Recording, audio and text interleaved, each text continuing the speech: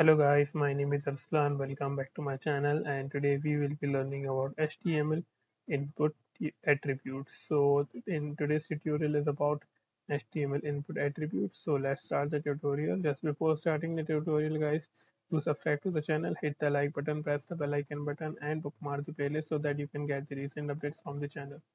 So हम start करते हैं HTML इनपुट एट्रीब्यूट से। फर्स्ट हमारा एट्रीब्यूट है value attribute.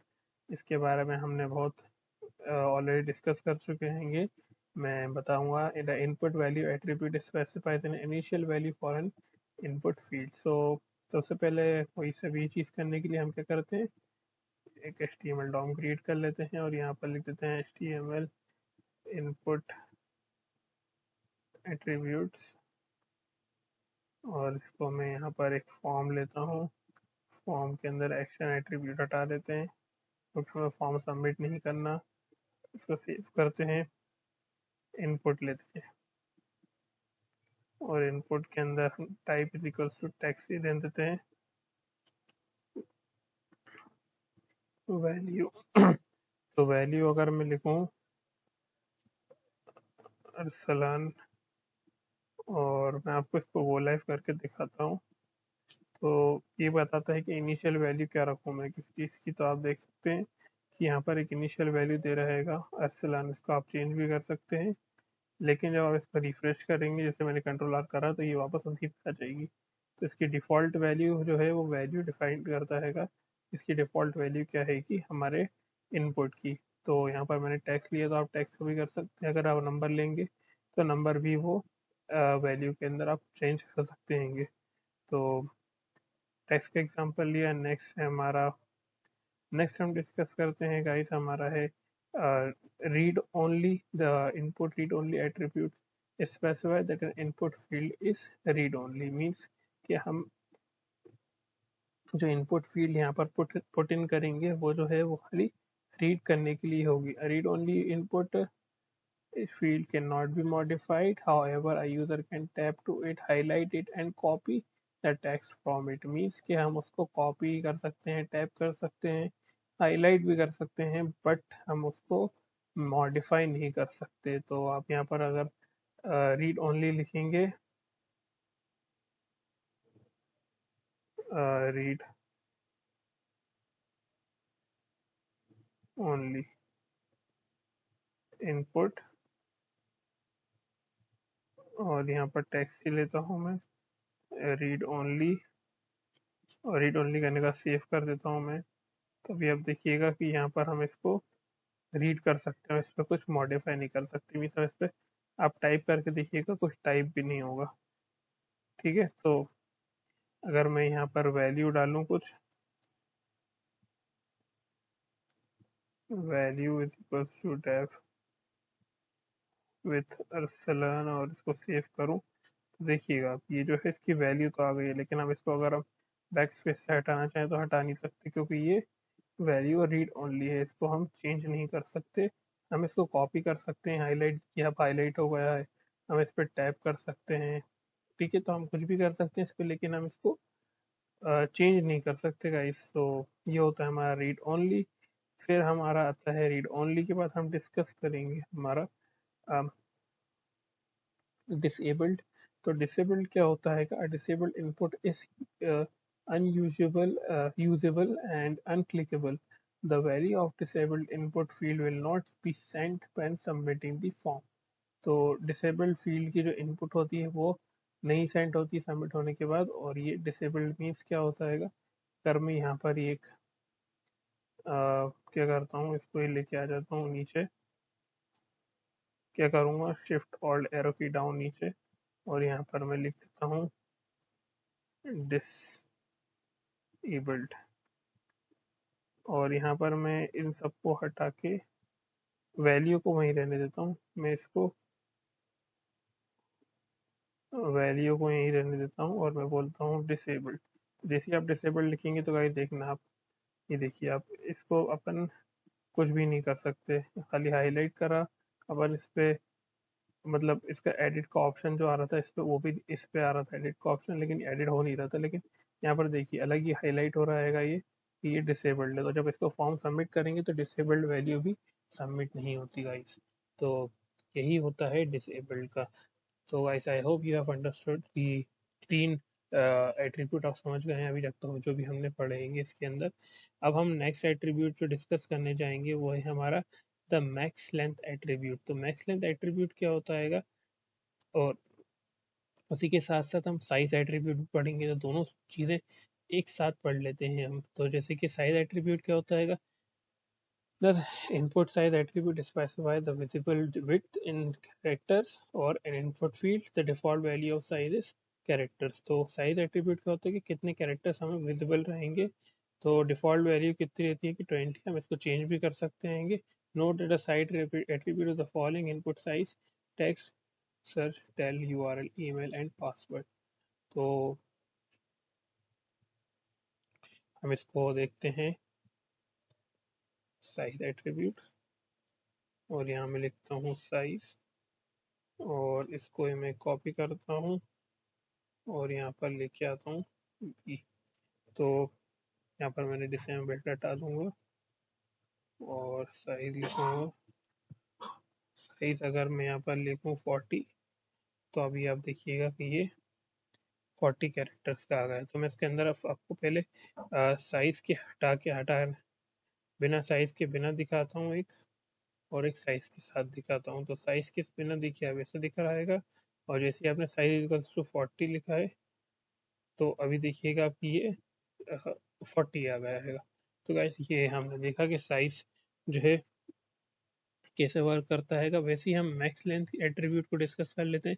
The input max length attribute specifies the maximum number of characters allowed in input field. Note then maximum length is set, the input field will not accept more than a specified number of characters. However, this attribute does not provide any feedback if you want to alert us, so you can put JavaScript code.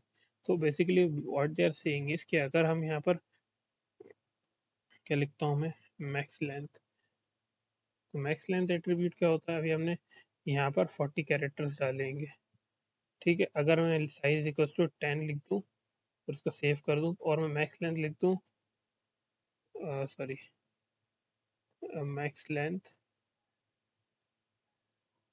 Is equals to max length is equals to also 10। ठीक है, नहीं इसका size 20 रखता हूँ और max length 10 रखता हूँ। तो अभी आप देखिएगा कि जब मैं इस पर क्लिक करूँगा, मैं इसको वैल्यू को यहाँ से हटा देता हूँ। तो अभी देखिएगा अगर मैं इस पर कुछ टाइप करूँगा, जैसे मैंने यहाँ पर ऐसे कुछ टाइप करा, तो अभी देखिएगा अभी 10 कैरेक्टर्स होगा। 10 कैरेक्टर्स के बाद ये नहीं चलेगा क्योंकि इसकी मैक्स लेंथ कितनी है, कैरेक्टर्स 10। अगर मैं इसको बढ़ा दूंगा तो ये 20 कर देता हूँ और सेव करता हूँ, तो देखिएगा अब ये 20 कैरेक्टर्स अब टाइप करेगा। 1 2 3 4 5 6 7 8 9 1 10 11 12 13 14 15 16 17 18 19 20। अब 20 कैरेक्टर्स होगा, अभी टाइप नहीं करेगा। आप कुछ भी कर लिए नहीं टाइप करेगा क्योंकि ये मैक्स लेंथ हमने 20 इसकी डिफाइन कर दी है। तो ये ऐसे वर्क करता है गाइस। आई होप कि आपको सो फार चीज़ें समझ में आ रही हैं कि मैक्स लेंथ क्या होता है, और हमारा अभी तक हमने साइज एट्रीब्यूट भी समझ लिया है। अब हम आते हैं द मिन एंड मैक्स एट्रीब्यूट। तो मैक्स लेंथ अलग होता है, मिन एंड मैक्स एट्रीब्यूट अलग होता है। तो दोनों में कंफ्यूज मत होना। The input min and max attribute specify the minimum and maximum values of an input field. For example, क्या होता है कि मिनिमम स्पेसिफाई क्या करते हैं कि कितनी मिनिमम और maximum values of input field हो सकती है। The min and max attributes were for the following input types: number, range, date time, local time, tip use। तो यहाँ पर बेसिकली क्या बोल रहे हैं कि जो मिन होता है और मैक्स होता है एट्रीब्यूट के डिफाइन करता है कि उसकी रेंज कितनी है। कि फॉर एग्जांपल अगर मैं यहाँ पर एक इनपुट टाइप बनाऊं, जिसके मैं यहाँ पर लिखूं मिन एंड मैक्स, और यहाँ पर मैं इनपुट टाइप लूँ एक नंबर, तो ये टेक्स्ट के लिए वर्क नहीं करता। ये इनपुट जो है रेंज के लिए वर्क करेगा, नंबर के लिए वर्क करेगा, टाइम के लिए वर्क करेगा। तो मैं बताता हूँ आपको, मिन इज इक्वल्स टू कितना है हमारा 2 और मैक्स इज इक्वल्स टू 10। तो अभी देखिएगा जब मैं इसको इधर पर लेके जाऊंगा तो ये है हमारा 2। 2 का अपन ऊपर करेंगे तो ऊपर हो जाएगा, लेकिन 10 से ऊपर नहीं होगा। 10 से आप क्लिक क्लिक करते जाइए, नहीं होगा, क्योंकि इसकी हमने मैक्सिमम 10 दे दी और हम 2 से नीचे नहीं कर सकते इसे। 2 हमारी मिनिमम वैल्यू है, तो इसके अंदर हम रेंज पुट इन कर सकते हैं। तो ये हमने एक नंबर का लिया है। आप अगर टाइम का डालेंगे तो हम टाइम के डेट डेट जो है वो भी हम रेंज में मिनिमम और मैक्सिमम डेट हम, जैसे कि कोई सी आप वेबसाइट बना रहे हैं जिसके अंदर आप चाहते हैं कि किसी की एज 18 से नीचे हो तो वो नहीं कर पाए, तो आप उसके अंदर डेट ऑप्शन डाल सकते हैं कि इसकी डेट ऑफ बर्थ अगर किसी पर्टिकुलर डेट से कम है तो आप उसको अलाउ नहीं करेंगे उस यूजर्स को वेबसाइट चलाने को। तो ये होता है मिनिमम और मैक्सिमम का यूज़। हमने देखा कि मिनिमम मैक्सिमम कैसे कैसे यूज़ होते हैं। अब आते हैं हम multiple attribute and the multiple attribute specify that the user is allowed to enter more than one value in an input field. For example, the multiple attribute works in the following input type: email and file. तो हम क्या करते हैं, जब हम file uploader लगाते हैं या फिर ईमेल अपलोडर लगाते हैं तो हम मल्टीपल सिलेक्शन के लिए ऑप्शन क्यों देते हैं? क्योंकि अगर हमें एक यूज़र है वो आया है कि वो एक टाइप पे मल्टीपल चीज़ें अपलोड करना चाहता है, तो हम उससे वन बाय थोड़ी ना करेंगे। हम उससे कहेंगे कि ये मल्टीपल एट्रीब्यूट लगाए हमने अपनी वेबसाइट में और वो उसको अलाउ कर दिया कि ये मल्टीपल फाइल्स अपलोड कर दे। तो मल्टीपल फाइल जो अपलोड होती हैं वो इसी से होती हैं। आप यहाँ पर मल्टीपल पुट करेंगे अपने फॉर्म में कहीं जहाँ पर आपको इनपुट यहाँ पर फाइल अपलोड करना है multiple,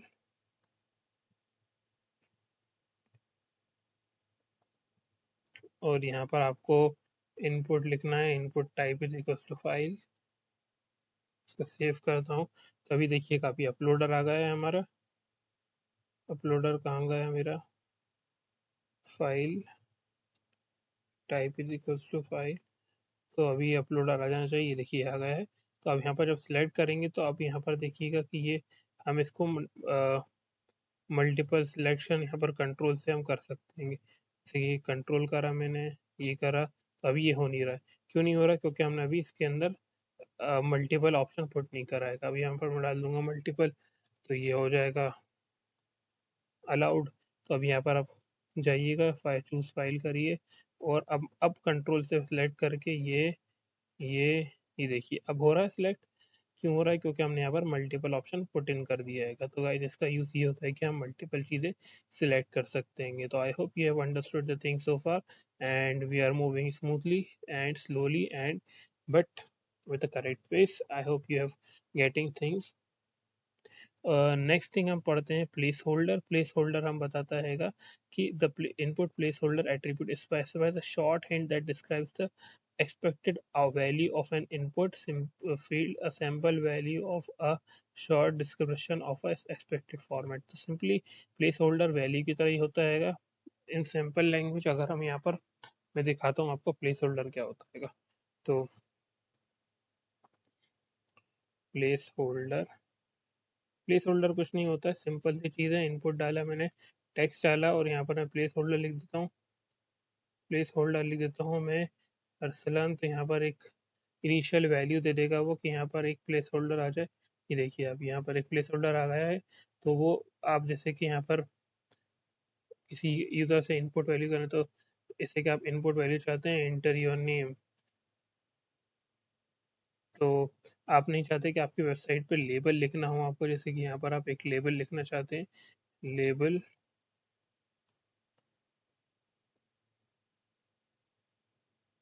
label for F name, और यहाँ पर आप नहीं चाहते कि वो अपना फर्स्ट नेम, तो आप क्या करते हैं, लेबल से लिख के आप इनपुट को यूज़ करवाते हैं। लेकिन मैंने जब देखिएगा अभी तो मैं इसको दिखा देता हूँ पहले, फिर हम डिस्कस करेंगे। तो मैंने इसको ऐसे डाला तो यहाँ पर क्या आ रहा है फर्स्ट नेम। तो एक काम करता हूँ मैं यहाँ पर भी एक वी आर डाल लेता हूँ। अब ये नीचे आ जाना चाहिए, हाँ ये नीचे आ गया आएगा। तो ये देखिए अब ये फर्स्ट नेम आ रहा है यहाँ पर। तो फर्स्ट नेम आ रहा है यहाँ पर आप एंटर योर नेम। अगर मैं यहाँ पर ये चीज़ हटा के दिखाऊं तो अभी सिंपली क्या दिख रहा है कि हमें इसको लेबल करते हुए बोल रहा है कि यहाँ पर अपना नेम डालो। अगर मुझे ये लेबल नहीं लिखना है, फॉर एग्जांपल एक यूज़ बता रहा हूँ मैं प्लेस होल्डर का कैसे होता है, अगर मैं ये नहीं लिखना चाहता हूँ तो मैं क्या करूँगा, यहाँ पर से इसको कमेंट आउट करूँगा और यहाँ पर मैं लिख दूंगा inter your first name. Similarly यहाँ पर हम अगर फर्स्ट नेम की जगह सेकंड नेम लिखना चाहते हैं तो सेकंड नेम भी लिख सकते हैं। तो सेकंड नेम, तो देखिएगा ये वर्क कर रहेगा, बिल्कुल वर्क करेगा ये। देखिए आप, फर्स्ट नेम आ गया, सेकंड नेम आ गया। ठीक है, तो आप जैसे इस पे, तो वैल्यू और प्लेस होल्डर दोनों अलग अलग चीज़ होती है। पहली वैल्यू देखिए आप, वैल्यू को आप आगे भी लिख सकते हैं लेकिन प्लेस होल्डर को आप इनिशियलाइज नहीं कर सकते। आप जब वैसी वैल्यू लिखेंगे तो ये ऑटोमेटिकली हिडन हो हाइड हो जाएगा और आप इसको चेंज कर सकते हैं। तो मैं कंट्रोल आर से वापस डिफॉल्ट वैल्यूज डाल ले आता हूँ और अब हम नेक्स्ट चीज़ पढ़ने जाएंगे। तो अभी हमने पढ़ लिया यहाँ तक, हमने पढ़ लिया प्लेस होल्डर तक। हमारा चीज़ है नेक्स्ट रिक्वायर्ड। तो रिक्वायर्ड भी एक बहुत आसान सी चीज़ है समझने के लिए। क्या होता है इसके अंदर रिक्वायर्ड में, मैं आपको बताता हूँ। रिक्वायर्ड ऐसी फील्ड होती है जिसको बिना फॉर्म सबमिट नहीं होता। तो रिक्वायर्ड फील्ड हम टेक्स्ट रीड करते हैं, the input required attribute special that N input field must be filled without submitting before submitting the form. The required attribute works with the following input types text red URL। तो अगर आप कोई सा भी form submit करना चाहते हैं जिसके अंदर आप एक ऐसी चीज़ डालना चाहते हैं इसके बिना चीज़ वो फॉर्म सबमिट नहीं होगा तो आप रिक्वायर्ड डाल देते हैं। तो रिक्वायर्ड किस पर चीज़ किसकी वर्क करता है तो मैं आपको दिखाता हूँ रिक्वायर्ड क्या होता है। मैं यहाँ पर कमेंट आउट करके रिक्वायर्ड लिख देता हूँ। रिक्वायर्ड इनपुट क्या होता है, अगर मैं यहाँ पर क्या बोलूँ कि मेरा जो ईमेल है वो रिक्वायर्ड है, तो मैं क्या करूँगा, यहाँ पर इनपुट लूँगा, type is equals to email और रिक्वायर्ड को सेव करूँगा मैं और यहाँ पर एक सबमिट बटन भी लूँगा, बटन सबमिट, और इसका टाइप भी बटन रखूँगा, टाइप बटन। और मैं भी दिखाता हूँ आपको कि जब मैं ये फॉर्म सबमिट करने जाऊँगा तो ये फॉर्म सबमिट नहीं होगा क्योंकि ये जो फील्ड है वो रिक्वायर्ड फील्ड है। तो वो फॉर्म इसलिए सबमिट नहीं होगा क्योंकि ये चीज़ जो है रिक्वायर्ड है और जब तक इस फॉर्म को फिल नहीं किया जाएगा तो आपका फॉर्म जो है वो सबमिट नहीं होगा। तो यही हम चीज़ को यूज़ करते हैं कि आपका जो चीज़ फॉर्म जो है वो सबमिट नहीं होगा। मीन्स अगर आप ऐसा फॉर्म क्रिएट करना चाहते हैं जिसमें आप कोई सी वैल्यूज जो है इनपुट करवाना चाहते हैं यूज़र से, जो मैंडेटरी चीज़ें रहती हैं जिसके बिना जो है आपका फॉर्म जो है सबमिट नहीं होगा। तो गाइस इसका यूज यहीं पर होता है। नेक्स्ट थिंग हम पढ़ते हैं हमारा step. The step attribute, the input step attribute specifies the legal number interval for an input field. Example, if a step is equals to 3, legal number could be -3, 0, 3, 6, etc. And tip, this attribute can be used for together max and min value to create a range of legal values. The step attribute works in the following input types: number, range, date, time, date, local, month, time and week. तो हमने जैसे कि अभी यहाँ पर मिन and max values देखी थी, तो हमने देखा था कि वो नंबर जो है वो एट्रीब्यूट जो है वो काय में चल रहा था, खाली number, range, date time, local, month, इन सब में चल रहा था। तो हमारा जो स्टेप एट्रीब्यूट है वो भी इसी चीज़ में चलेगा। क्यों चलेगा मैं आपको दिखाता हूँ कि ये कैसे वर्क करेगा। तो मैं लिखता हूँ स्टेप एट्रीब्यूट, इसको सेव करता हूँ और कंट्रोल एंटर से नीचे आता हूँ और इनपुट लिखता हूँ। और इनपुट के बाद मैं लिखता हूँ type is equals to text, text की जगह मैं लिखूंगा नंबर और स्टेप इक्वल्स टू अगर मैं डालूँ 3 या 2 डाल देता हूँ। तो अभी आप देखिएगा कि हम जब इसको, अभी हम लास्ट टाइम जो हमने मूव कर रहा था तो वो कैसे मूव कर रहा था, वो कर रहा था 1 2 3 4 5 6 7 8 9 10 ऐसे कर रहा था। लेकिन अगर अब हम इसकी रेंज बढ़ाएंगे तो आप देखिए 2 4 8 6, इसके स्टेप्स कितने ले रहेगा ये, इसके स्टेप्स 2 2 ले रहेगा। 3 करेंगे 3 स्टेप्स लेगा, 4 करेंगे तो 4 लेगा। मैं एक काम करता हूँ 5 ले लेता हूँ, तो 5 हम अगर करेंगे देखिएगा आप, ये -5, ये पॉजिटिव नेगेटिव भी आता है। तो हम अगर मिन मैक्स वैल्यू डाल दें इसके अंदर, जैसे कि हमने यहाँ पर मिन मैक्स डाली हुई है, इसको कॉपी करके पेस्ट कर दें और इसकी स्टेप जो है हम करते हैं कि ये कितना हो 2 हो, तो अब देखिएगा 2 से स्टार्ट होगा और 10 पे ख़त्म हो जाएगा और स्टेप्स कितने रहेंगे 2। ठीक है, तो ऐसे ये आई होप कि आपको स्टेप एट्रीब्यूट भी समझ में आ गया है। अब ऑटो फोकस क्या होता है? ऑटो फोकस ये होता है कि कोई सा जब आप पेज लोड करते हैं तो वो ऑटोमेटिकली उस इनपुट पे फोकस हो जाता है जाके। तो मैं लिखता हूँ ऑटो फोकस। ठीक है, इसको कंट्रोल एंटर से नीचे आता हूँ और इनपुट लिखता हूँ type is equal to text और placeholder is equal to enter your name और यहाँ पर मैं लिखता हूँ placeholder sorry autofocus. तो ऑटो फोकस लिखने से जब देखिएगा मैं क्या करता हूँ, यहाँ पर जाता हूँ पेज रिलोड करता हूँ। तो अभी देखिएगा आप ये ऑटोमेटिकली इस पे आ गया है हमारा टाइप करने का, तो इसने ऑटोमेटिकली इस पे फोकस कर दिया है। तो अगर आपको इसका फ़र्क समझ में नहीं आता तो मैं कंट्रोल ऑल्ट एरो की डाउन से एक और नया बनाता हूँ और एक बिना ऑटो फोकस के बनाता हूँ। तो देखिएगा आप, तो मैंने अभी ऑटो में ये रिलोड करता हूँ पेज, देखिएगा आप यहाँ पर आ गया है। अगर मैं हटा दूंगा ऑटो फोकस, जैसे कि मैंने ये कमेंट आउट कर दिया, तो देखिएगा ये किसी पे नहीं आ रहा। देख रहे हैं आप, किसी पे नहीं आ रहा था, लेकिन जैसे मैंने ऑटो फोकस इस पे लगाया तो ये ऑटोमेटिकली इस पे फोकस करके हमें ये चीज़ दे रहा है। तो I hope you have understood this thing here. और लास्ट चीज़ है हमारा हाइट एंड विड्थ एट्रीब्यूट। तो अगर हम अपने अंदर इनपुट के अंदर हाइट और विड्थ डालना चाहते हैं किसी भी इनपुट के अंदर, तो हम हाइट और विड्थ डाल सकते हैं with the help of height and width attribute. तो यहाँ पर अगर हम इसके अंदर हाइट डालेंगे तो हमारी हाइट आ जाएगी और विड्थ डालेंगे तो हम विड्थ आ जाएगी, तो आप उसके अपने अकॉर्डिंग कर सकते हैं। So this was all in the tutorial guys. I hope you have got the point here and hope you have liked the video. If you have liked the video, please do subscribe to the channel, hit the like button, press the bell icon button and comment in the comment section if you have any doubt. Thank you guys for watching the video. See you next time.